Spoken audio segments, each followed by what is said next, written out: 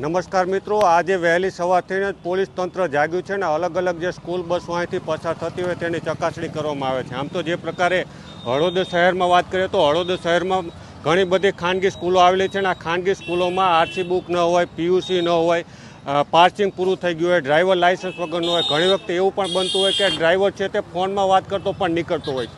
આ school bus છે તો આ સ્કૂલ બસમાં ફાયર એનઓસી છે કે કેમ, ફર્સ્ટ એડ કિટ છે કે કેમ, આ બધી ચકાસણીના વિષય છે. પરંતુ સ્કૂલ સંચાલકો જે છે તે નફા પાછળ એટલા ગાંડા તૂર બન્યા છે કે પોતાની જે સુરક્ષા બાળકોની કરવાની છે તેમાં ક્યાંક ને ક્યાંક ક્ષતિઓ જોવા મળે છે.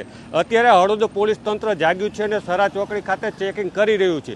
પરંતુ જે પ્રકારે છેલ્લા 1 મહિનામાં 4 થી 5 ઘટના અલગ અલગ વિસ્તારોમાં બની છે, જેની વાત કરીએ તો ચરાડવા પાસે ટ્રક પાછળ સ્કૂલ બસ ઘૂસી જતાં 10 જેટલા બાળકો ઇજાગ્રસ્ત થયા હતા અને ત્યારબાદ મિયાણી પાસે સ્કૂલ બસ ઉતરી જવાનો બનાવ્યો હતો. ચરાડવાની સ્કૂલ બસ હતી તે હળવદ આવતી હતી, તેમાં પાછળ પાટિયું નહોતું એટલે કે કાચ નહોતો, વિદ્યાર્થીઓ ઠૂઠવાતા હતા તેઓ પણ દ્રશ્યો આવ્યા હતા.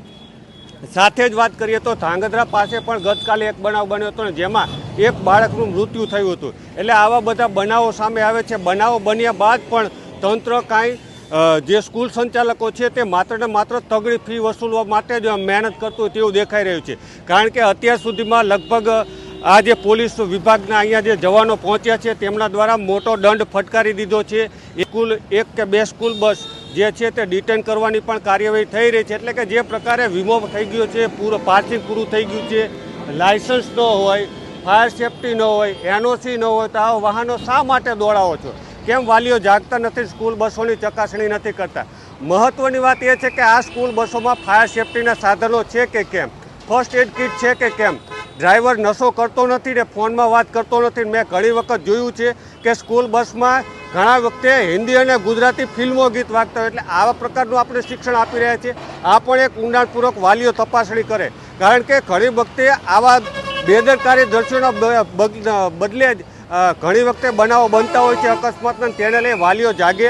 અત્યારે પોલીસ તંત્ર જે ચકાસણી કરી રહ્યું છે તે તમારા માટે જ કરી રહ્યું છે, નહીં કે બીજા કોઈના માટે. કેમ કે તમારું બાળક આ સ્કૂલમાં ભણે છે, તમારું સ્કૂલ બસમાં વિદ્યાર્થી જાય છે કે નથી, પોલીસ વિભાગનો. એટલે ખાસ જે અલગ અલગ સંચાલકો છે, સ્કૂલ સંચાલકો, તેઓ પણ ચકાસણી કરે. અને બીજી વાત કે વાલીઓ પણ પોતાની નૈતિક જવાબદારી સમજે અને સ્કૂલ સંચાલકો હોય તેને અઠવાડિયે 10 દિવસે 15 દિવસે ટકોર કરે કે તમારા સ્કૂલ બસમાં એનઓસી છે કે કેમ, પાર્સિંગ છે કે કેમ. ખાસ મહત્ત્વની વાત હું હજી કહું છું કે ડ્રાઈવર છે તે લાયસન્સવાળો છે કે કેમ. જાણીએ છીએ કે જે લાયસન્સવાળા ડ્રાઈવર નથી હોતા અને બીજાના ડ્રાઈવરના લાયસન્સ પર આ બસો ચલાવે છે. ફાયર એનઓસી નથી હોતી. એટલે આ બધી ચકાસણી વાલીઓ પણ કરે. માત્ર સ્કૂલ સંચાલકોના ભરોસે ન રહો. આવો તમે સ્કૂલ સંચાલકોના ભરોસે રહેશો તો ક્યાંક ને ક્યાંક તમારું બાળકો તમે ખોઈ બેસશો. એટલે ખાસ મહત્ત્વની વાત એ છે કે અમે પણ અપીલ કરીએ છીએ કે તમે સજાગ બનો.